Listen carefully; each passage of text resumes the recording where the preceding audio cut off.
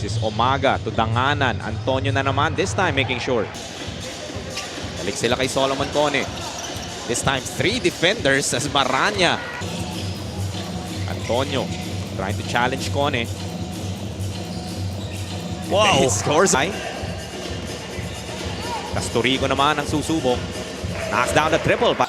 Garces pulls the trigger. Blocked by Casturico. Ahead to Umaga. The foot race that he will win.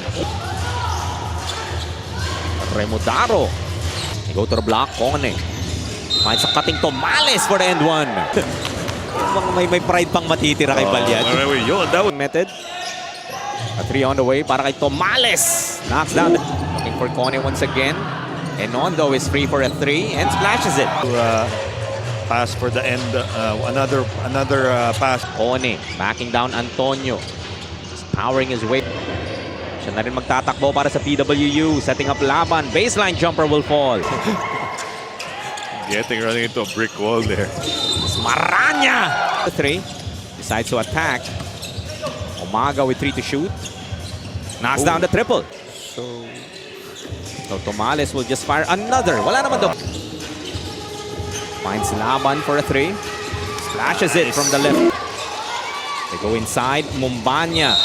Nasabitan. Ating third period. Isipido nakatakas. Getting. Couldn't hit. Another offensive rebound para kay Antonio. Finding a cutting Espiritu for the bucket. Another 3. Henon will not find Espiritu once again. The one-hander will... Laban. Attacking Tomales. Block by Mumbanya. Almost turns it over. Naagawan naman ni Antonio. This is Danganan. All alone on the other end. Balik sila kay Cone. Yeah, that's too deep.